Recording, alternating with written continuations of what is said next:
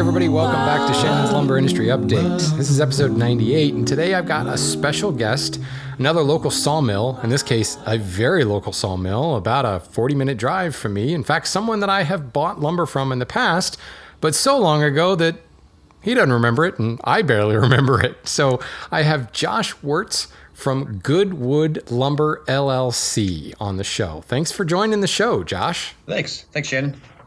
So let's see. Your story is kind of interesting to me because I remember when you had started sawing logs, and I feel like I ran across your name in a forum somewhere. You know, this is back in the days of, well, they still have internet forums, but when like that was still a big deal. And somebody had said, there's this guy named Josh who's up in Pennsylvania, like, I don't know, Shrewsbury-ish, somewhere in that area, and he's got some walnut. And I was like, okay, that sounds cool, because I was looking for air-dried material at the time. And that was how I first came across you. And it was like this random afternoon. I like went up and there was like, I don't know, it was like you had just sawn a walnut log. And at the time, I feel like you were just getting into it and maybe it wasn't like the full-time job. So tell me a little bit about the history of Good Woods Lumber. Like, how did it start? Because your website talks about like 30 years of woodworking and cabinet making that's turned into sawing. So obviously there was a life before sawing there. Absolutely, yeah. Yeah, so I grew up working for a family-owned business. My dad was a custom home builder. I worked for him from the time I was a little kid on, and then I started doing a lot of the building work, I don't know, probably right out of high school, my early 20s. Started doing that. I got pretty good at it, so I decided to open up a small cabinet shop. I ran that for, I don't know, probably 12, 14 years. And then I was living in Maryland at the time, so we decided to buy a piece of property up here in Shrewsbury. It's been about 8 years now. Excuse me. So we bought a piece of property, and I cleared the lot, and I hired a sawyer to come out and cut, all the chestnut oak logs and maple logs I had on the property into lumber. And being a wood guy and in a cabinet shop for all those years, I was hooked right away. Right. Yeah. I was like, I got to get into this somehow. So the smell of that chestnut oak got to you. It's addicting. It's really strong stuff. Something got to me. Yeah. I don't think it was a month before I had a sawmill. Oh, wow. And then we bought a manual. It was an LT15 wide with the power feed on it. That was the first mill we had. And then we bought a KD150 kiln. We built a little, I don't know, probably 800 board foot kiln upstairs in the shop. And we did that for, I don't know, maybe about a year. And then I decided that, I could really turn this into a viable business if I invested in some real equipment and started putting more time and effort into it. That was kind of the whole start of it, really. Mm-hmm. That's interesting. So how long did you kind of work in parallel before you officially went full-time as Good Woods Lumber? Well, I'm actually still full-time both, to be honest with you. Yeah, isn't that always the way it is? I say the same thing to people. Yeah, right now, upstairs in the shop, there's, the islands going on and tabletops and vanities and all kinds of stuff. All right. And then, right now we're down here. We're all set up for retail and stuff. So we're selling lumber. There's actually a few guys out there right now. Nice.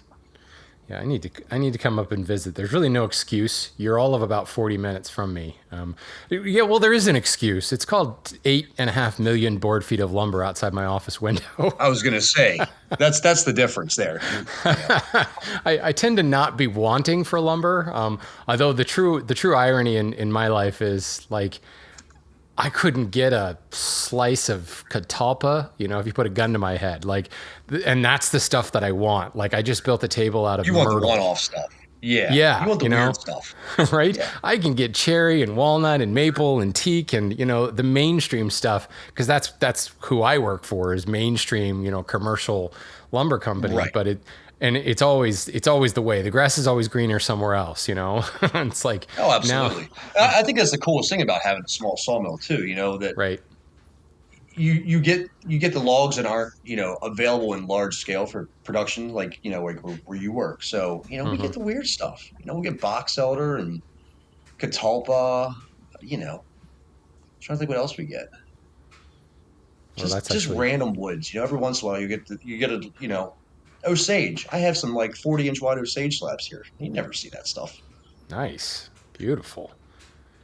Wow. I'm not sure that I could do anything with a 40-inch wide slab of Osage. It's almost too much color, right? Like it's They're too big. right. They're Like obviously too big. I mean, I Yeah, could cut that into stuff, but still, it's like Osage is it's like an accent lumber. Like you don't build a piece of furniture out of Osage or something. That would just be, I know. it'd be like going back to the '80s with like day glow colors and things. I'm not sure. I mean, Neon colors. yeah, right, right. Reminds me of my ski jacket from the 1980s, like pink and fluorescent Yeah, yellow. right, exactly. And a Yeah, and I headband mean, probably. you need a crane to move into your house as well. Yeah, yeah. I've got 3 pieces of Osage in my shop right now that I've pretty much been milking for about 8 years. Okay. One little piece gets sawn off for this. Like I make Yeah. a like the boom arm for a marking gauge out of it one day, and then actually the planing stop, the adjustable height planing stop on my workbench is made out of Osage, just because it's Okay. so unbelievably stiff. I mean, it's bow wood, Yes. right? Yep. So it's Yeah, like the absolutely. perfect thing to hang off the end of the bench and plane against. But yeah, I've got that piece sitting up there, and like 2 other kind of smaller ones, and I'll just work my way through it slowly but surely. But a big old slab of Osage, I'm not sure what I would do with that. Sure, there's a Yeah, customer somewhere, right? surprisingly, I mean, they've been here for a while. There's only 2 left of the 10 that we got out of it. So they have, That's I haven't awesome. seen the end results of a bunch of them, but most of it's gone. So, Right on. So at the end of the let's. day, that's what's important here. Well, and it's what's interesting is I am sitting next to my glass is resting on a coaster on top of a drop leaf walnut table, and I bought this wood from you because it was air dried. I specifically wanted some air dried material because I knew I was going to be doing it all by hand. So it was a 28-inch slab that I resawed and turned into a drop leaf table. It's actually part of my hand tool school semester 4 product offering. And Okay. it's just kind of a funny coincidence. I happen to be sitting next to this table right now. That's But pretty cool. this was probably like right after you got your mill. That's my memory, is that you had just got the mill and you had only sawn a couple of things. So I don't even think Good Woods was a name yet. It was still It wasn't. We were running under the Wertz construction name for probably a year or 2 or 3. okay. Yeah. Actually, might have been even longer than that. Right. So yeah, We it's really wanted to build inventory and stuff before we even opened to the public. I didn't want to jump the gun and have 6 boards laying around and guys come in and be like, okay, this is cool, but this is all you have. right. Yeah. Where's the Yeah. rest? You only get one chance at a first impression, right? Yeah. Exactly. Yes. Very true. So I'm curious today, because it was funny, because I remember like I knew Goodwoods had become a thing. I was like, okay, cool. It sounds like because when I last thought of Josh, it was like, okay, he's kind of doing this part time. He's doing some other woodworking stuff. Like that's good to know. Like file it away in the mental Rolodex as here's the place to get lumber. I can go to the Frank Thomas sawmill and get my like typical domestics. But if I want some other stuff, I can go up to Pennsylvania. And then like one day somebody said, hey, have you heard of this place called Good Woods Lumber?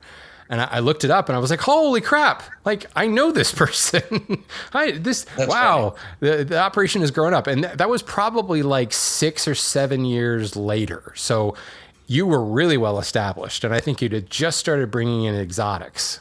Maybe not. But I'd kind of been following the business, and it's been really interesting to see because now you're kind of big time. You've got an exotic business. You've got, how many mills are you running now? Well, actually, let's just take this opportunity to talk about what does your operation look like today? So today I'm actually short a bandsaw mill. I'm still waiting on my new wood miser to come in. I sold it to a really good buddy of mine, Will, down at Sandtown Millworks in Baltimore. Great guy. He bought the All mill right. from me in, I want to say, beginning of March. He waited for a long time, but yeah, I'm still 18 months out on my new super. So That's the way things go we have these at least days. a nice backlog of stuff for the kilns to keep everything operational in the meantime. But yeah, I mean, right now we'll be running an LT40 super wide. It's coming in. We have a Lucas mill, the dedicated slapper mill for all the big stuff. Right. Um, 2 eye-dry standard kilns, big slab flattener in here. Obviously, the big battleship that just came in. Yeah, you guys have got to go to Josh's Instagram. Good Woods Lumber LLC is the ID. He posted this picture, and I mean, I love the patina on it. Like in one image, it's very, very green, and the other image, it's very, very gray. I don't know if there's a lighting issue there, but this is vintage machinery at its finest. This is what, a 30-inch planer? Yep, 30-inch top and bottom head. Nice. Yeah. I Yeah, have one of I'm those. excited. We actually have two of those at the mill right now, and they blow my mind. The whole top and bottom idea. Rough lumber goes in, and out comes S2S. You know, it's just incredible, and the bite It's, these things can take is disturbing. well, 30 horsepower cutters will help. It's Yeah. not a. I know some of them have 30, 40, 50 horsepowers on them. Yeah, I've been spending all day today trying to get this thing calibrated, get the bed roller set up right. Yeah, I bet The that's fun. electrician comes next week to hook it up, so I was trying gonna to say, get ahead of the curve if I can. I'd be really curious to see if do the lights in Shrewsbury dim when you turn it on, like the whole town It just is for a second, kind of. Right. Put auxiliary power at the nuclear power plant. Right, yeah. Peach Bottom turns it up a little bit, and you're all fine Yeah, again. exactly. Good to go. Nice. Yeah, I It's love this 125 stuff. amp. It's a 125 amp circuit to it. That's fantastic. It Beautiful. was built in 73, so it's 50 years old. Nice. So, what kind of services do you offer then? Just do you have a molder, or is it just plainer? What kind of millwork services do you offer? So yeah, I mean, obviously people come in here and buy retail lumber and slabs and stuff from Hmm. us. But we have a straight line ripsaw in here. We just added this double sided planer to help with the S4S material or S2S. We can flatten slabs for people on the slab flattener. We can even fully build custom tables and all that stuff from our stock. If you come in and pick something you like, we can take it Nice. from raw good to finished product. So That's fantastic. So then, where's the wood coming from? Where are you sourcing your logs and such that you're sawing? so I actually work with probably about pretty closely with about 6 to 8 different tree services. Okay. Everything's local. Everything's within like 30 miles of our shop, which is pretty cool. We either buy a full triaxle truck at a time, or if a guy calls me and said, hey, I got a 40-inch walnut, yeah, we'll buy that, or I got Hmm. a bunch of cherry, yeah, we'll take the cherry or white oak. So I don't really Very work with cool. any loggers at this point. It's pretty much one logger from time to time, but it's pretty much all stuff that has to come down or is dead or dying. Hmm. So it's pretty much all what we would still kind of, I think, generically call urban logged at this point, even though I would Yeah, hardly pretty much. call Lancaster County urban or York County urban. It's not exactly Yes, built up, but but it's it is, still, yeah, considered urban logging, sure. yeah, tree, front yard trees, yard trees, things like that.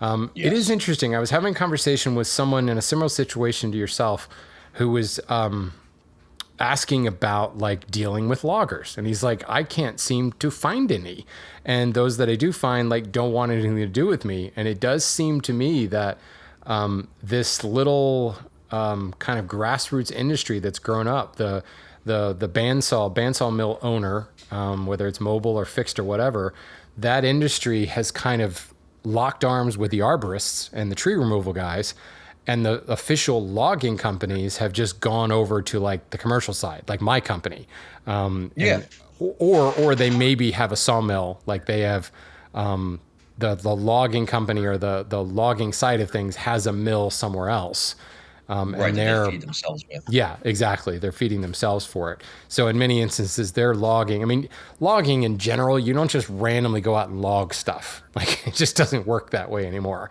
Right. I Everything mean, has a it's all selective concession. harvesting. Yeah. Right, exactly. And if, say, it's private land and you call in a logging company, they will come in and do an estimate and all that stuff, and then that material is usually there's a either the landowner has it or they're selling it off to the logging company. But ultimately, logging and loggers in general, it's not. It's almost as if their material isn't for sale because it's already spoken for. So I think that's True. kind of an interesting point to make in this new grassroots thing that gets me so excited that I've talked to so many people about on this show is we're taking advantage of the stuff that currently really would just go in a landfill or get ground up for Right. Or mulch. turn into mulch or something. Absolutely. Yeah, so that's And particularly exciting. I mean, there are, there are definitely downfalls to the urban trees. You have obviously the nails, the bolts, you Right. get a lot more of that stuff in the lumber and the slabs, but it's actually fairly rare. We don't hit a ton of metal. Well, would you Um, say that that risk is offset just with the advent of not the advent, the bandsaw mill's been around since the 1500s, but I mean, bandsaw blades are cheap, frankly. I mean, the big yeah, issue before was those circ blades were a right. bloody You blow a fortune. blade out of that. Exactly. You could go bankrupt if you tore up one of those blades. And now, like, I mean, we're buying them. I mean, we've got some carbide ones that are expensive. There's no doubt, but expensive is a couple $100. Right. We've got Exactly. a, Yeah. And in you the know, big scheme of things, it's not that it is what it is. It's kind of just yeah, the cost of doing business. We always say. yeah, I agree. It's probably more of an inconvenience that slows things down rather than, oh, damn, I blew a blade because they really are almost a dime a dozen these They days. are. So They are. and who knows with the whole like everybody's so excited about epoxy tables, maybe the whole idea of having buckshot in your table will be a thing now. Half a chain, in your table. That's the new Yep. style, I suppose. I think the So one that's the worst is the chainsaw blades can get a little pricey on the Lucas mills if you keep hitting like a lot of metal and stuff like that. But I right, mean, when I first started, I wasn't buying logs. I was basically going out and finding free stuff, right. and I did that for about 2 months, and it was riddled with nails or rot, and I'm like, the only way to get good logs is to buy them from the arborists. Start creating relationships with guys so they know what you're looking for. You're top of their list when they make those calls. Hey, I got a big tree. You want it? Yeah, I'll take that maple or walnut or whatever it may be. Right. So, um, And I think that's a conversation that I've had with a lot of people, and it kind of also, in a good way, like I'm all about like the democratization of this thing. I love the fact that the Wood Miser, just the brand, has made this so accessible. I mean, Wood Misers are cheaper than a car. Just about anybody, and they offer financing for God's sake. I mean, just about anybody right. can get into a Wood Miser these days. I mean, certainly there's very, very expensive ones, but there's also very affordable ones. And I'm all about that, the average woodworker being able to harvest and really curate from stump all the way to finished project. But I do think that there is, it's kind of nice, this kind of separation from the hobbyists to the professionals that we're seeing. You have to build those relationships with the tree guys. Like the Sure, the absolutely. the little woodworker guy that's just doing it, like you could maybe call a tree guy and maybe get some help there, but ultimately what they're looking for, what the tree people are looking for, is the long-standing relationship so that they know who they can call when they've got a log. Certainly it's a revenue stream for them, but the thing that I've heard is someone will reach out to a tree company and say, "Hey, I've got a mill. I'm looking for logs." And it'd be like, the first conversation is, "This is fantastic. Great. Here's 3 logs." And then like the next 2 days later, they're like, "We've got 3 more logs." And this little guy's like, "Whoa, whoa, whoa. I haven't even like fired up the I mill hadn't yet. even touched these ones yet. Yeah. I still have 3 logs here. I don't have a log yard." So then the tree guy is like, "Oh, okay, well, you're not somebody that can help me." And they go another direction. So then, Right. Exactly. maybe this woodworker calls them 6 months later and they're kind of like, "Well, yeah, but ultimately they're looking for a long standing relationship, or they're looking for like a book of like a Rolodex that they can," I'm dating myself using that word, I realize, but they're looking for that contact book. I say that because my domestic buyer actually has a Rolodex. He pulls it out of his Yep. briefcase and flips through it. It's very funny, but That's funny. I think that the more you can like build that relationship with these I almost said loggers, tree companies, they start to know like what's valuable, because Oh, sure. it, And it is it's interesting. about They don't honestly know treating. sometimes. No, they don't. I mean, I've met with a lot of guys, you know, who have no idea what a big walnut tree's worth or valued at, and and I'm always very fair, and I'm like, this is what based on Doyle scale, this is what stumpage price is going for right now, and Hmm. based on grade, and you know, I definitely look for defects and stuff. I'm not going to spend pay $4 a board foot for a walnut log that has nails and rot all through it, but um, yeah, I mean, I treat those guys fair, and they treat me fair, and they call me and they hold stuff for me now, which is great. We got a big job coming up. We'll set these walnuts aside. We'll bring them over in a week or so. Um, the one problem with dealing with so many guys is I tend to buy a lot of stuff just to keep the relationships going. Yeah, sure. Like guy has a walnut. I'm inundated with walnut right now. I have probably, I don't know, 50,000 board feet of walnut that needs cut, Wow. and I keep getting the calls. The guys are like, "Hey, I got a 36-inch walnut. You interested?" I'm like, "Yeah, I'll buy it from you." I guess it's a first world problem to have, but Yeah, sure. Well, um, here's an interesting kind of tangential question. Any idea why there's so many walnuts coming down? Are we seeing um, thousand canker issues, or why? Why all of a I'm sudden is not there so many sure. walnut logs? You That's know what? That's a good question, Shane. I don't know. that's It's concerning. funny how it phases. Yeah. It phases in, especially dealing with with the tree guys and the arborists. It'll be like, okay, so we're starting to get a little limited on walnut. I'll start thinking to myself, we need to go look for walnut. And all of a Right. sudden, everybody will call me for walnut, and I'll get inundated with walnut for months, and then I won't see it again for 3 months, and Right. then it'll be all maple or all ash, or it's I guess the universe is working in my favor that way, but Well, and I'm glad you said that because that's exactly what I was thinking. I feel like it was just yesterday we were saying like nobody has any walnut logs. It wasn't obviously, but I feel like I've had this conversation very recently that walnut was difficult to find, and now you're not the first person I've talked to who said I've got more walnut logs I don't know what to do with. So it's a little alarming when you start thinking like ecologically speaking, like why all oh of a sure, sudden are a bunch of walnut logs because they're not coming down in like commercial concessions. Those spikes you see in the market. That's the one thing you can say about traditional logging is it's very kind of level. Like everybody right, knows what's coming down where, and they can even tell you exactly what tree will be available and when it's going in the kiln, and that type of thing is very well planned out, and we count on that from a buying perspective. So sure, this sure. Wild West thing that you can proudly be a part of right now It's is definitely a Wild little bit West. a little bit more feast and famine. So when I start to hear wow, we suddenly have a whole lot of walnut logs. Or unfortunately, what I've been hearing a lot lately is I got a whole bunch of ash logs because they're coming down. The cities are taking them down like they're running scared of the emerald ash borer. So they're taking the ash trees down as fast as they Oh, is that can. why? Are they worried about the spread? So they're Yeah, removing well, them all. a lot. There's a lot of misinformation, but also just kind of fear and paranoia. Like emerald ash borer was reported in one end of the city, so the city just like raises them. Like, okay, we're starting over. Right. And in Yep. some ways that would be good if they planted the right stuff in replacement. But I think a lot of times they're planting for like fast growth and not really thinking about the urban canopy as much. Hopefully, that's our next step in this thing that we're a part of right now. This urban logging thing. Let's get them planting the right trees again. But yeah, Yeah. you Something. see this like massive. Suddenly, there's this huge influx of logs of a certain species in a small regional area, and you kind of have to wonder what just caused that. Sometimes it's construction, right?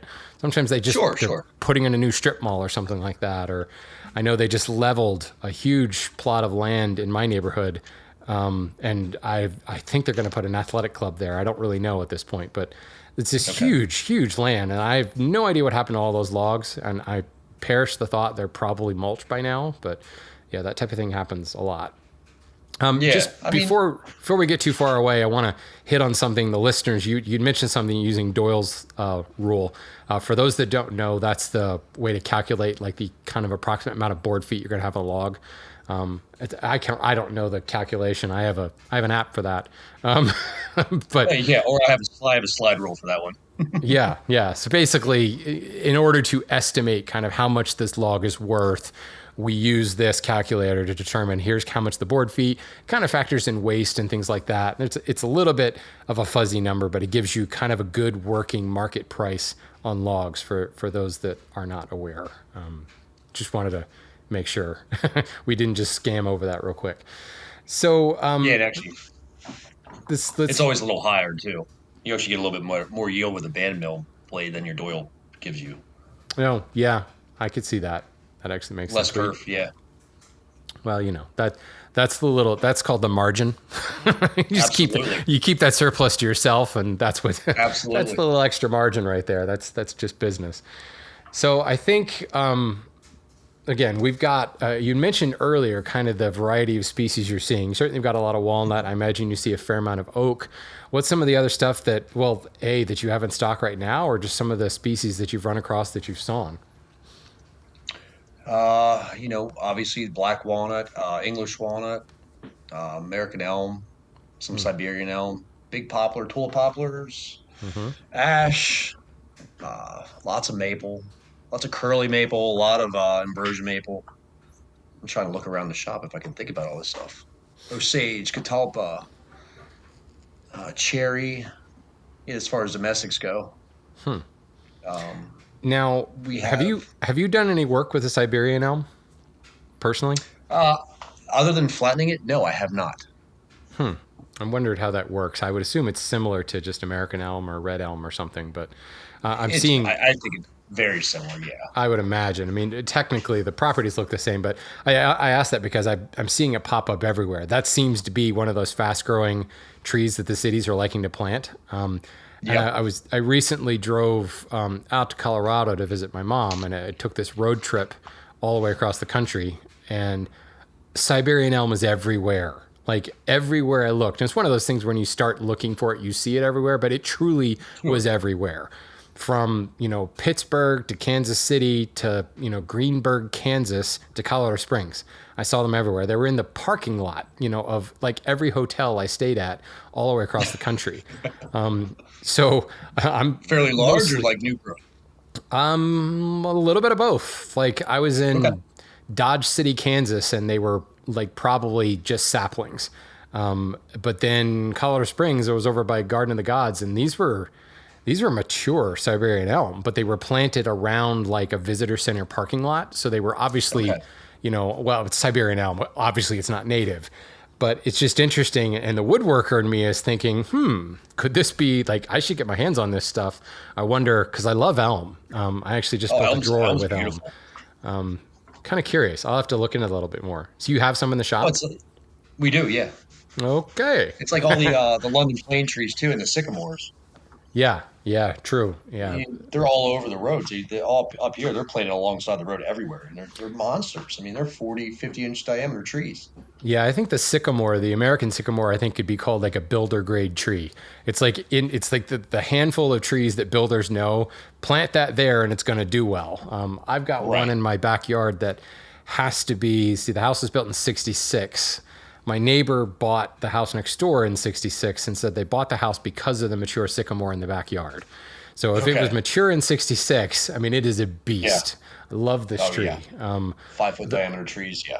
Yeah, the leaves kind of suck, but that's all right because they're Yeah. enormous. They're like the size of my I head. love. I think sycamore's gorgeous. I mean, the ray Yeah, fleck you can get in there, or not the ray fleck, but like the almost that lacewood effect yeah, yeah, absolutely. in the quarter sawn sections. Nice density. How do Yep. you like drying it? 'Cause I'm segueing subtly into the dry kilns. Any experience with the vacuum kilns and sycamore? Because it's a tough wood to dry. It is. The a couple years ago we dried a batch, and I'm not quite sure that we had let it air dry long enough. Hmm. We had a little bit of compression, Yeah, some not necessarily honeycombing, but some cellular collapse, I guess. yeah, yeah. Very minimal though. Okay. Yeah, you know, when I first started running these kilns, a lot of it was a guesstimation. It was like, all right, so what do we do here? How do we run this? What temperature? What swings? What's the schedule on this thing? There Right, was really no real good literature out there at the time when we first got into them as far as how to run them. So we screwed sure. a few things up in the beginning, for sure. Right. No, Um, I think that's part of it. Part of doing I mean, business, that's right? part, Yeah. yeah, I mean, that's part of that learning curve, obviously. But no, I mean, now, we typically if it's a large slab, we cut everything from 10 to 12 quarter for the most part. Right. It's that nice, happy range where, any of that cupping or twisting is easily leveled out and you can still yield a nice, thick tabletop or countertop or whatever.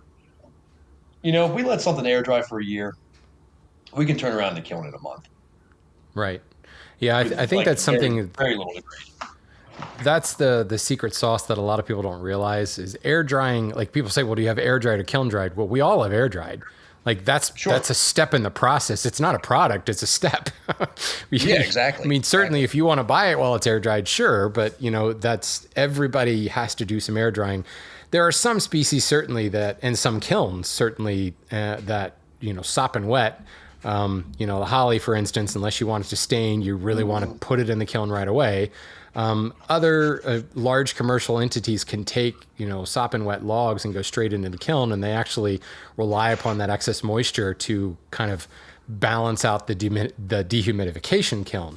But in this instance, you said you have two eye dries, right? Yes. Okay. And they're what? What's the capacity? 2,500 board feet? They're 3,000? they're technically 2,000 board feet. Okay. Okay. That was Um, close. the problem with slabs is you get a lot of dead space in there. Right. So glad you said that So because that's my first question. yeah, This is me. Forget about the show. I'm just interested right now.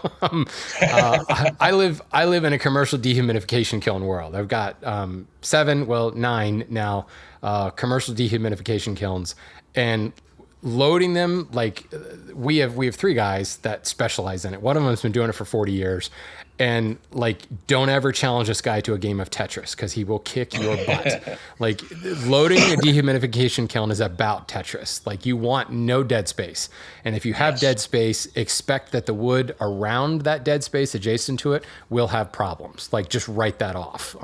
It's just not something that you want to have. It's too hard to control.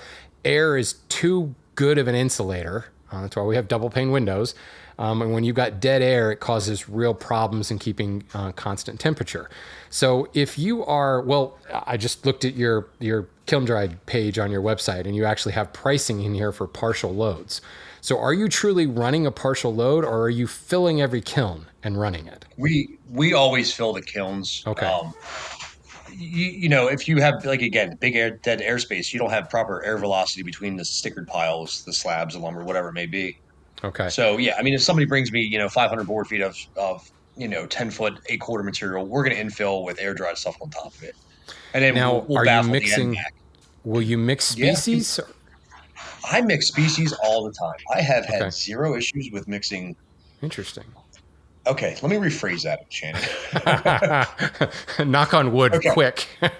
Okay, so when we originally started, we would mix everything, right? And that was kind of the iDry claim to fame: mix species, just press start, all this. Hmm. I typically am only mixing. Oaks are typically always dried as they're by themselves. Hmm. Red oak, white oak, whatever it may be. They're a hard species to dry. They take an extended drain or extended drying time. A Um, lot of chemical reaction going on too. That's the real issue yes, with a lot of oak. tannic acids and stuff in there, tannic compounds. But I have dried a lot of white oak and walnut together with Okay. great results.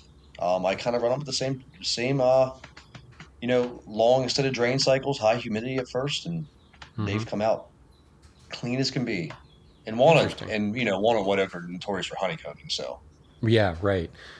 But but one wonders. I mean, just scientifically speaking, I mean, they are both. I mean, the jugulinous, whatever, however the hell we pronounce that yeah. toxin that they say kills tomatoes, which recently I don't know I think that's been disproven, by the way. I Oh, is it? still wouldn't line your horse beds and your hamster bed with walnut shavings, but from what I understand, that alleliopathic nature of jugulinous, whatever the heck that hormone Yeah, I is know. I not, can never remember it either. yeah, not nearly as toxic as one thought in kind of the mixture in the parts per million. All of the tests around that have been more concentrated versions in a lab, but in real world, it's heavily dilute. Anyway, going off on a tangent here, it's still Okay. it's a reactive wood, very much like the oaks and white oak for that matter. So it's possible that they just kind of cancel each other out. Yeah, I Also, mean, white oak being, I mean, yes, it's ring porous, but it's a pretty dense ring porous, and all that tylose and everything. I don't know. I feel that in a lot of ways they might be kind of similar. It's interesting.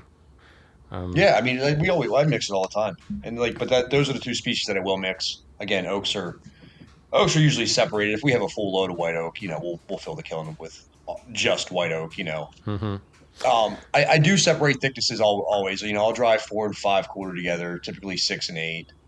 Right. 10 through 12. just because of the drying schedules on Yeah, no, that makes sense. Longer to dry, them. But if longer we and have a slower. shorter baffle, say we have 15 maple slabs or ash slabs that are going to kiln. I try to keep the lengths pretty close. 9 to 10, 10 to 11 footers, and then we just put the foam board and baffle the backside of the kilns off, Okay, so we don't have sure. the dead space. And so we're clear, we're talking pure vacuum kilns. This is not an RF kiln, correct? There's no radio frequency Yes, here. pure vacuum kilns. Okay. Yes. So the idea is with the lower air content, the boiling point drops as well. So you can go at a lower heat, correct? Correct.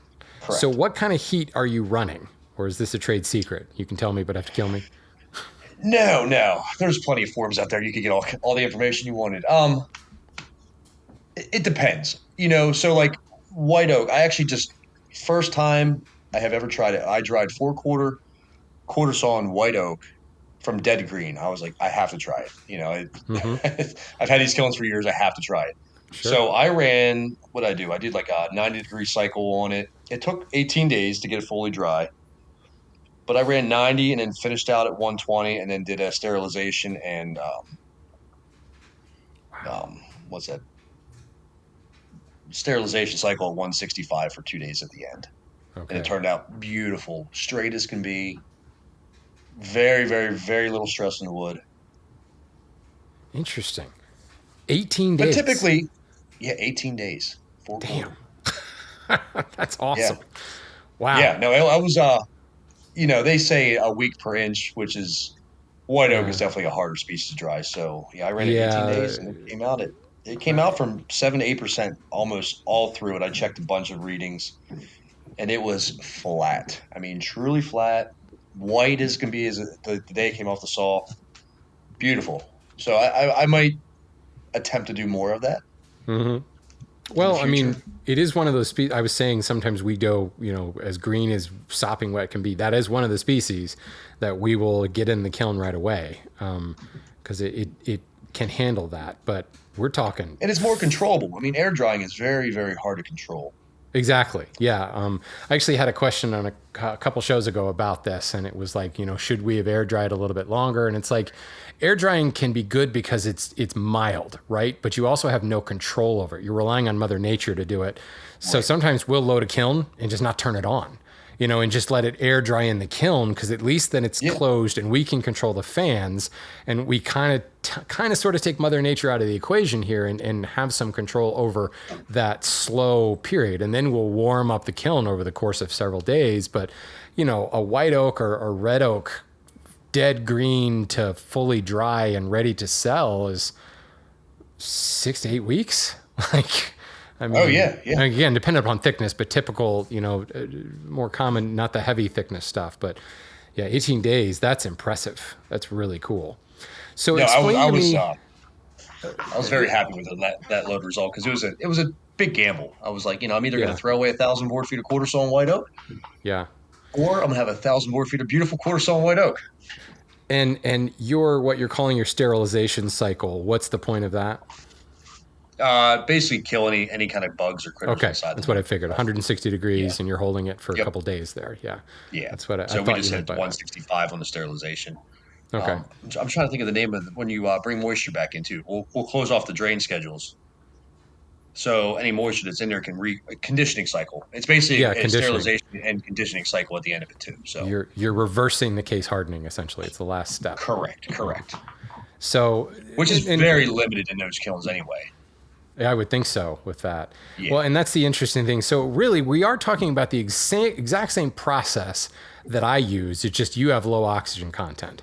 So explain to me the party line here. Like you read the propaganda from the iDry people or any of these vacuum kilns, they're always saying that the lower heat results in a more stable wood. Now I get the more kind of the different color, the little bit less bleached out. I get that from a lower heat. But explain to me how the lower heat translates to stable. Because I will tell you the party line on my side of the fence is the higher heat. Now, slower warm-up time and all that, but the higher heat will help to set some of the extractives and some of the other, like the hemocellulose and Right. some of the sugars, The and pitches, essentially resins, all harden the that. cell walls. And that makes it just less resistant to take on moisture and more apt to shed moisture, making a harder but more, quote, stable board. So Okay.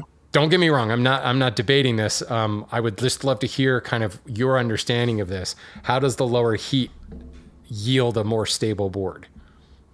I don't have a good answer for that, Shannon. All right, fair enough. I really don't. I think the whole, for my belief from iDry, I think the whole concept is, you're not stressing the lumber with a higher heat. But Hmm. again, like you said, I think that's debatable on both sides of the spectrum because, Right, with exactly what you just said. Um,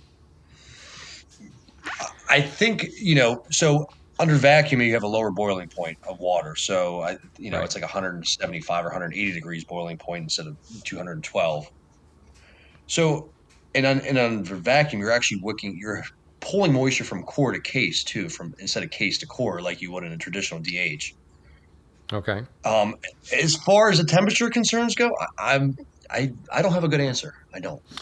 Well, and I wonder, like, I just quickly pulled up the iDry website. I was looking for their exact verbiage, and they don't actually say the reduced heat produces more stable. They're very keen in every instance to say that it's reduced heat and moisture draw. The difference in the moisture draw is what gives it stable. So I could be Yeah, focusing on the heat because that's one of the things that, especially on some of the more difficult woods, especially the high extractive stuff, the high sap stuff, you want to you take it higher to really set that, or you sure. get You weeping want to set the issues. pitch.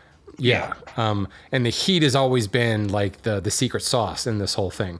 So once we start reducing heat, like alarm bells start going off in my traditional old school kiln method. Now I should say that I have quite a bit of hands-on experience with vacuum kiln dried wood, and it's legit. Like it's stable. So part of me quite doesn't get it. Like it shouldn't be this way because it's I such think that's my lower. answer. I just don't quite get it. Maybe that's I don't care. It works. Yeah, I don't have any exactly. claims. Yep. Like, stop looking behind the curtain. No, so I wonder, and this is just the science geek in me. I do think it's the stress. Like, there is less stress, so there's less tension built up during the drying, and therefore less tension that has to be restrained by setting things. Sure, I sure. think you're onto something too about how the draw happens core to case and case to core. And I think so. One of the big things about the iDryers too is you can actually set your drain schedules. Uh huh. So, a typical iDry, if you're running towards the end of a schedule, you'll hit like a 24-hour drain schedule. So the all the moisture in the wood is only condensing inside and creating a humid bath for that wood to sit in, which, Right. keeps that case, conditioned throughout the whole entire drying cycle Right.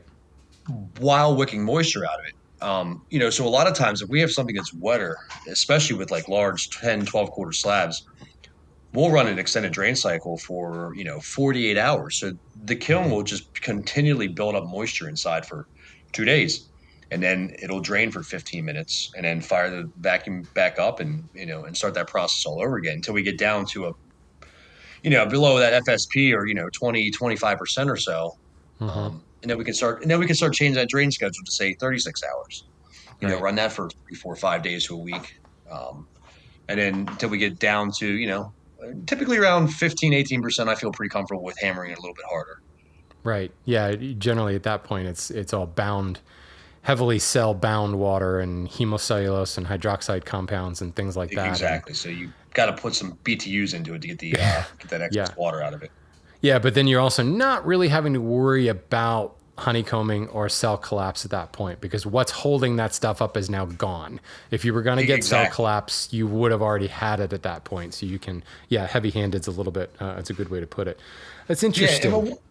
we'll do the same theory too, the same technique on. So say I have something that's a thick slab that's been air drying for 12, 14, 16 months. Um, that thing's probably down to the core. It's probably 18% or so, roughly, give or take. Hmm. But we'll fire the kiln up, and I'll run like 3 days. I'll fire it up. I'll put a low power setting on there, so it's a gradual increase. But I'll set that temperature for 125 or 130 degrees. with an extended drain cycle. So all that moisture in there is almost reconditioning the case and Right. opening those cells back up to allow that core moisture to pull out. Because, if things get a little case hardened, it's harder to pull moisture out of them. Yeah, sure. Well, So I've that noticed that that helps a lot. also that's a low stress way on the wood. So again, that draw moisture, you're killing two birds with one stone. You're pulling moisture out of the core, but you're using that moisture to recondition and prevent the case hardening, which is Correct. kind of cool when you think about it. Yeah, yeah, no, Um, I love it. I do. I love the kilns. I mean, like you said, there's a little bit of propaganda behind them as far as schedules and stuff. But all in all, they're amazing. They work great. They do yeah. exactly what they're supposed to do. No, Great company. I'm a believer. 18 days, you had me there. Like, that's phenomenal. That's Yeah, no, pretty cool to I see. was pretty impressed myself. Right on. So let's shift gears to an entirely different topic here. You started bringing in exotics. You started importing exotics, or you're not importing them directly, but you're buying from an importer, correct? Yes, correct. So, how did that happen, and how long you been doing that? So I've been doing this about a year and a half now. Um, I just started looking out, uh, trying to be a bigger player in the game, I guess. So Hmm. that big draw would be to have some things that a lot of these other guys with these local sawmills don't have, or don't have the ability to get. So I started looking around to try to expand that side of the business. Bought from a few companies around the country, and then I started working very closely with an importer. I won't name names, No, I wouldn't. I wouldn't ask you to. Trade but secrets, yeah, people. absolutely. But yeah, we've become very very close, and we work directly. He travels the world and goes to the mills and buys the logs and imports them, and a lot of stuff comes in unkiln dried, so we'll air dry it and then vacuum kiln dry everything. But the cool part about what we're doing here with the exotic stuff is we're trying to introduce lesser known species of exotics into the mix. Okay. So a lot of these mills over there, they have an abundance of certain logs that were either logged or were taken down in lieu of, the cataloche or, the high value trees. So basically, we're buying a lot of these logs up and having them milled and importing them that way, and try to create a heavier market for those things, which in turn actually helps the mills and keeps those communities more sustainable over there as well. Right. So it's kind of like a little bit of a humanitarian effort at the same time, which is pretty cool. No, I agree. This is again kind of like this whole urban logging thing. I firmly believe, and I'm literally shooting my industry in the foot. Well, not literally, but you know what I mean. This I think is the future of the lumber trade.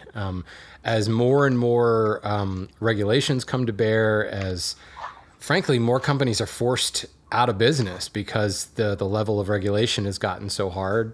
It's really hard to manage this stuff. This grassroots side of thing and our ability to turn to tertiary and quaternary exotic species. I'm looking at your shop right now. You've got Guancas, Hormigo. There's one. There's a one probably people have never heard of. Yep. Grenadillo, I would call that. Well, it's still kind of a tertiary species. I mean, I personally have quite a bit of experience with it, but Ziricote is one of them that I think has gained a little bit, but 5 years ago, totally a tertiary species. I'd call it a Well, we secondary have now. a ton of zero coat right now. Really, God, that Oh, people, we if you haven't worked we with it, it's a cool wood, just oh, it's super cool gorgeous. looking wood. Yeah, Yeah, a you little pricey, have but to. very very nice. Well, yeah, it's pricey, but you absolutely have to incorporate the sapwood. If you cut the sapwood off, you're dead to me. Like, because it's Agreed. just the contrast is so stark. It's just amazing. Yep. But Yeah. it is interesting because you're not the only one. You're the only one I know in Pennsylvania, frankly. Because not far from you is a certain company that does a lot of exotic hardwoods, and they saw a lot of exotic hardwoods, and it's mainstream exotics.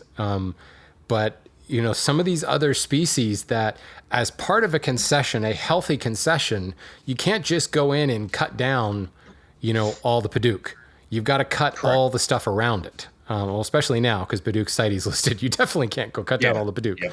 But the more common names, the African mahoganies and the Sipeles and the Utiles and those primary exotics, you have to cut down 3, 4, 5 times as many of these other species to get your yield of sapele. Otherwise, you end up like, well, you denude the forest of a certain species, but you also, just to do shelter wood and seed tree type silviculture, you have to cut down these other mature trees. Some of it also just, you have to cut them down as far as access, so that you're putting in logging roads and things like that. This wood does not just get burned, but normally it stays in country. Like the homes in Cameroon are built out of this species you've never heard of. Absolutely. And of course, there's this huge also reclaim market of these tertiary exotics, where same reason that we have reclaimed here, a building gets, falls down or something like that, or a barn falls down and they take the wood from it. The same thing happens in these other countries all over the world. And a lot of these species can be fresh log, but they also can be reclaimed, and you've never heard of them. But at the same time, like, you grab yourself a piece of machiche or, well, I'm looking at it right now on your site, hormigo, and most people would never be able to tell the difference between that and like sapele or African mahogany. It's a red wood, it's a red exotic. Maybe. Yep. It could be Very, Paduke, very dense. could be bloodwood, could be maybe some sapele-ish, something like that. And as far as the maker is concerned, it's hitting that color palette, it's hitting that look, and it doesn't really matter what it is. So here is, and the issue has always been in my world, like, we could bring in these other unheard of species, then we can't sell them because we're dealing with larger customers, manufacturers that have built their business around this species. They get how that species works. To change it is going to throw a monkey wrench in their entire operation. They don't want to chance it. So they're going to stick to, like, the number of people that dug their heels in mahogany in 2008 when it was CITES listed. And we told them, look, guys, you're going to have to start buying an African variant. No, Right, we can't do it. We can't do it. And today they're all on sapele. Every single one of them is on sapele or maybe utile, because, well, although the genuine forestry is actually getting quite better, don't tell anyone, but CITES worked. Here we are 12 years later, and things are starting to look better in that particular species. So everybody else has moved over to sapele. Well, if I were to go to them and say, okay, now you've got to take this other species, and they'll say, well, why bother? There's more sapele than ever. And it's a really well-managed forestry. Nope, we're going to stick with sapele. Absolutely not. We're not going to change. Not going to change at all. But it definitely complicates things. Yeah, Yes. no, there's no doubt. But when you are, on one hand, you're dealing with a slightly smaller market, you're dealing with more of an end user, more of a hobbyist, but then you also have the ability to deal with the people that the design trends are going towards unique.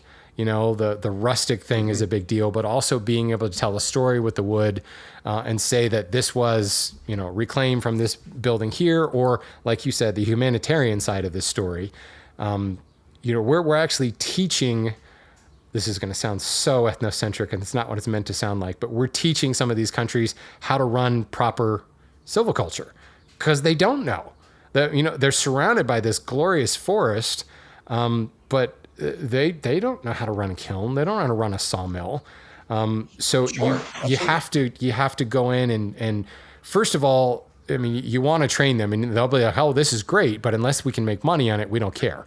So you have to create a market. You have to buy hormigo or they're just going to burn it or they're going to throw it in the ground. It opens up more markets as well, though, too, for us because, yeah, you go in there and you buy, some mainstream stuff, Tiger wood. Yeah. But then it also opens up the avenues of these logs that would either be wasted or, rolled into mulch or whatever. But we can get some really cool species and they're absolutely gorgeous. Yeah. Oh, I think that's fascinating. Yes, it's been a little bit tough trying to get them to the market as far as, people are like hormigo. What is hormigo? I've never even heard of it, right? Yeah. Salam. What is salam? It's Poor Caribbean hormigo. walnut. We're picking on hormigo in this show. It's just because I was Yeah, looking well, at the picture. hormigo's, there's like Pook Day. There's a bunch of weird woods out there. Yeah. And what else? And it's been kind of fascinating for me because I consider myself to know a lot about wood, and I get people email me like, I just bought this wood from this local sawmill guy. And I'm like, I have no clue what that is. I never heard of that before. It's like, this is Yep. exciting. New woods to learn about. Yay. Mhm. No, I think it's pretty cool. And Chechen. I mean, Chechen's I don't Yeah. think is a super available wood. I No. mean, it's around, but uh, we have some amazing. We have a whole bowl of a Chechen log that is a quilted Chechen log in the Oh, full wow. bowl. That's going to go into kiln here in about 2 months. But the stuff's stunning. And, Dibs. a lot of I call dibs. there's it's probably a 400 or 500 board foot log. It's a nice sized log. So Nice. yeah, Wow. it's beautiful. Unfortunately, it's all cut 4/4 because they're running a small mill and they had to split it in half. But it's all book mashed and still bowled up. But Right. yeah, a lot of So cool stuff. let's get into because obviously the elephant in the room here is anytime you talk exotic, legality, sustainability, they're all going to come up. So you are working with a broker, which kind of puts you one step closer. The importer of record is the person you're buying from. So that Correct. makes it a little bit easier to trace that chain of custody.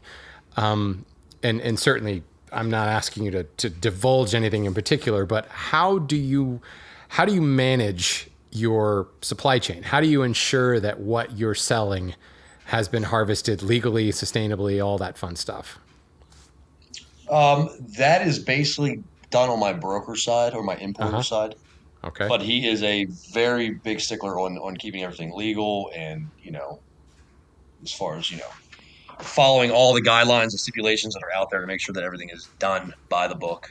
He has paperwork to back everything up. That's the right answer, Yeah. by the way. 'Cause I set you up there, but that's the misconception is, and I often will tell people, look, if you have concerns about this, talk to who you're buying it from, ask them. And probably they won't know, but they'll be able to point you to who would know. Or they'll tell you, well, I bought it from this guy, and okay, well, who did he buy it from? Eventually you get to a person who does know, because legally Good Woods is not responsible for maintaining this paperwork. I mean, Lacey Act is... Yeah, there's some gray areas there. Lacey Act is vaguely worded enough that technically I could buy it from you and I'm responsible for it. But the U.S. Fish and Wildlife is not concerned now, anyway, with busting, the local sawmill or busting the woodworker. They want to talk to the importer of record because that's who they can trace. So Right. let's rephrase this question. When you started doing business with this importer, how did you vet them? You hadn't built a relationship at this point. How do you know that you're buying from a good person? I liked him and I liked his character. I went out on a whim. No, I get that. You got to do that. I when you guess first start. I guess I was very excited to get the imports in that maybe I didn't. Could have maybe done a little bit more homework on him, but no, he's turned out to be a great stand-up guy and very reliable, dependable. We work very closely together for about 1.5 years now, so I trust him implicitly. And I here know he again, keeps very good records. this is one of those things where you have to go with that gut. That's, people, we know who's trying to sell watches out of the back of a car, Sure. There's a certain shadiness there. But today, if say you brought in, let's pick a CITES species, cocobolo. He brought some cocobolo to you.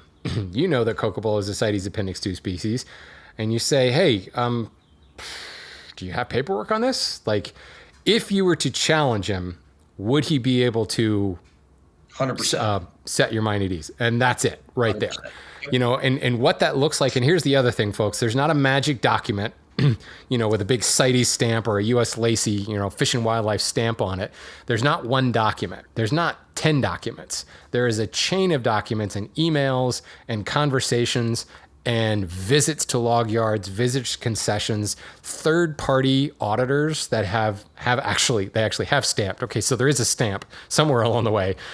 There is a massive amount of paperwork that goes into this. So the answer to this question, and thank you, Josh, for being a guinea pig here, is No problem. you do kind of have to start with your gut, but then you just have to start asking questions. And you'll quickly realize it's not a simple here's the document. Yes, this is legal. Well, yeah, it is either yes or no. It's legal. It's a yes, and here's 1,700 pages to show you that it's legal. Right, to back this up, to show this is legal. Right, because legal and illegal is not like, there's not a switch that you flip and it suddenly becomes illegal, because the vague nature of the laws that make it legal or illegal mean that there's so many ifs and buts and things that need to happen in order for you to say, this isn't legal. I can't necessarily say it's illegal, but I have my suspicions. And it's at that point, then you have to walk away. But if you're looking at this and you're going, no, this is good. I feel good about this. I feel legit. He's showing me this correspondence here. That technically, under the law, under the U.S. Lacey Act, and I'm quoting U.S. Lacey at this point, you have done, quote, due diligence.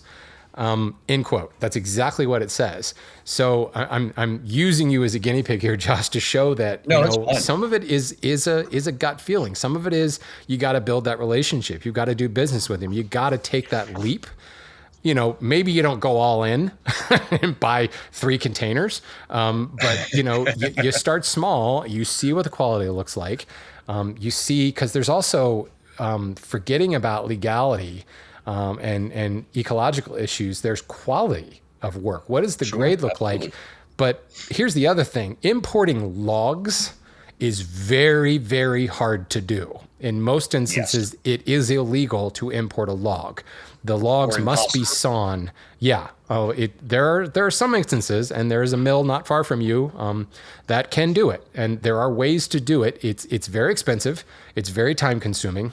It requires a visit, an in-person visit, in order to do it. So you're buying a quality here. How was this board sawn? What kind of transformation of work has happened? Because back to what I was saying earlier about some of these third world countries, they've never run a sawmill before. They haven't a clue how to saw for yield, or they don't understand the market, so they're not really knowing what they're sawing. Sometimes they've done some air drying. Did they stack and sticker it? Did they vertically dry it? What the hell do they do to it? Sometimes the law says there needs to be a certain percentage of transformation, and what they did was quickly saw the board and cut a tenon onto the end, like a 1-inch long tenon on the end, and that qualifies as enough percentage, but nothing else was done. And the board is like checked to hell, or checking like crazy once it goes in the container. Right. So you have to take that leap of faith, buy that initial, whatever it is, 100 board feet, 500 board feet, 5,000 board feet, and assess, like, what is the sawmill doing? And do I even want to buy from the sawmill from a quality perspective? Then you can also, along the way, assess legality and sustainability and all that fun stuff. Let's be honest, Shannon. Everything that, especially in this whole urban logging and even bringing in exotics. Again, it's all, you got to go with your gut, but it's all crapshoot. Yes. It's all gamble. Everything that you do is a gamble. It's, no risk, no reward. So sometimes you just have to take those risks and, right. Sight unseen and hope for the best. That's so refreshing to hear. Because again, this is why this entire conversation, like, it can be spun any way you want. If you want to fall on an environmental side and say that all logging is evil, it's so easy to spin it that way. And then I can just as easily spin it back the other way, pro-logging, because there's just so many variables in this. Ultimately, you need to have a solid feeling about who you're doing business with. You need to just keep everything. It's like the taxes, people. Keep every damn receipt and hang on to it for 20 years. They say 7 years and you're good. Don't believe them. Hang on to your receipts file away in your basement somewhere. Yeah. Well, let's wrap this up and say, first of all, fascinating conversation. Anytime I get a chance to geek out about drying kilns and CITES, I'm happy. But you can come check these things out anytime you want. I'll give you an even better rundown on them.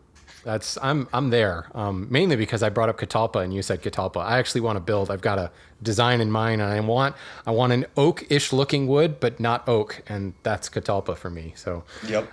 So where do people find Good Woods Lumber LLC? How do we look you up, and how do they do business with you? You can look us up online, www.goodwoodslumber.com. Basically, it's a website. We don't have the best website, is what it is. It's all right. But we also have a Shopify account on there too. We have a lot of slabs online. Yeah. We just opened this Shopify account a few months ago, so we're still kind of working on it. There's 150 slabs, domestic stuff up there. We're working to get a lot of exotic slabs and stuff up on that site as well for purchase, or even if it just helps drive people into the store to see it in person. And I'm assuming we're talking local pickup, right? Are you shipping? No, we can ship. We can also ship. Really? Yeah, How we does can that crate and work? ship. I We mean, I basically build a assume that. box and. I assume that just Yeah, gets quoted after the fact, like you check out and it then. does. Yes. Okay, Check that makes out sense. or our numbers on there. You can contact us or email us. Based on size and weight is typically how it's done. So Okay. if the slab's shipping to Texas, we'll have to call the LTL company and get the quote on the weight and size, and then that'll be added to the backside of the order. If you have a We do customer, add a little bit on there for crating as well. yeah, I would imagine so. If you have a customer that say they're looking at one of your slabs and they're thinking, okay, I'll pick up Norway maple slab. It's 12 quarter, 82 inches long, and it's wide, 30-ish, 20-ish inches wide. And they're thinking, okay, I want to build a side table, and I really only need 30-inch links. Will you cut it down? Will that help on shipping? Sure, if they would definitely obviously the slab would have to be paid for in advance before we Yeah, chop yeah, anything yeah. up. Of course. Um, no, but yeah, I can do whatever the customer needs. We're a small outfit. We're happy to. We don't have to play by corporate rules all the time. We can pretty Yeah, much very nice. do whatever's necessary. So the easy answer, folks, if you're looking through this website here and you're looking at the beautiful stuff, you do have a lot of walnut. Good lord. And you're thinking, man, I want that, but I live in Texas. That doesn't mean anything. Give them a call. There's probably something they can do to help out. But honestly, you're kind of nicely centrally located. If anybody is completely unfamiliar with Pennsylvania, York County, Shrewsbury is not far over the border from Maryland. Probably, what would you say, about an hour from Baltimore, maybe? Yeah, And not even 45 minutes. yeah, maybe 30 minutes from Harrisburg, and maybe 40 minutes from Philadelphia. So nice and easy to get to. Beautiful countryside. Go to Longwood Gardens and look at some trees while you're up there. Sure, why not? Visit the Why Winchester not? Museum. Look at some gorgeous furniture and buy some wood while you're there. That's Absolutely. fantastic. And if you're not already following, go to Good Woods Lumber LLC on Instagram. You'll see some beautiful pictures here. Cool exotics, lots of sticked and stackered lumber that makes you want to drool, and battleship planer now. Very cool stuff. That's the rest of And my day. you've got a retail facility, like an actual shop there. What are your hours? Yeah, we are open Tuesday through Friday from 8 to 5. Sorry, we close at 4:30 on Fridays, and then Saturday from 8 to 2. Very nice. Hear that, folks? He's open on Saturday. That's a rarity in the lumber Yeah, business. I hear that all the yeah. time. Well, How am I supposed to buy this? I got to take off work to come buy it. Sorry. with a retail business, we quickly learned that you have to have a Saturday hour. Yeah, I agree with that. Yeah, That's awesome. Well, Josh, this has been fantastic. This is, yeah. I appreciate again, it, Shannon. this is like merely a personal recording for me, because it's like, why have I been up here to visit? There's some stuff we need to talk. There's some species that I'm going to be buying from you very shortly here. So, yeah. So I'll come buy something from you in the next couple of months, and then wait another 15 years and come back and buy something from you again. Hopefully, it's not that long, Yeah, but me I too. understand from where you work, you have access to some beautiful lumber. I gotta have those unusual things for the tabletop or for the drawer fronts. I can build the case sides out of boring I'll old tell you what, commercially available stuff. we got a ton of stuff in. It's called denye. It's out of Africa.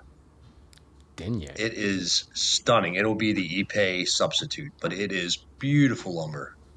There's about 30,000 board feet of it too. So How do you spell that? Denya. Y-A or Y-E? It's like Okay. yeah. Huh. It sounds like it'd be Denya, but it's denye. I wonder if it has an alternative name. Okay, I'm seeing it now. Interesting. I'll have to look into that. Cool. Thank you. Yeah, I very may very know nice. this, I may not. This is one of those fun things about exotics is it goes by 17 different names, depending on Oh whether yeah, you're talking to somebody, in Cameroon or you're talking to somebody in Brazil or whatever. It's totally different. Well, those are totally I have different learned a continents, lot in right? the past year and a half. Trust me. Yeah. Cool stuff. Well, anyway, thanks so much. I really appreciate it. And, you know, it's always just fun to kind of highlight another mill and understand what you're doing. And sounds like, I mean, you've come such a long way, and really just grown this into an incredible business. So Thank congratulations you. on all that and good luck in the future. Yeah, thanks, Shannon. I appreciate that. We've definitely worked hard for it. So Yeah.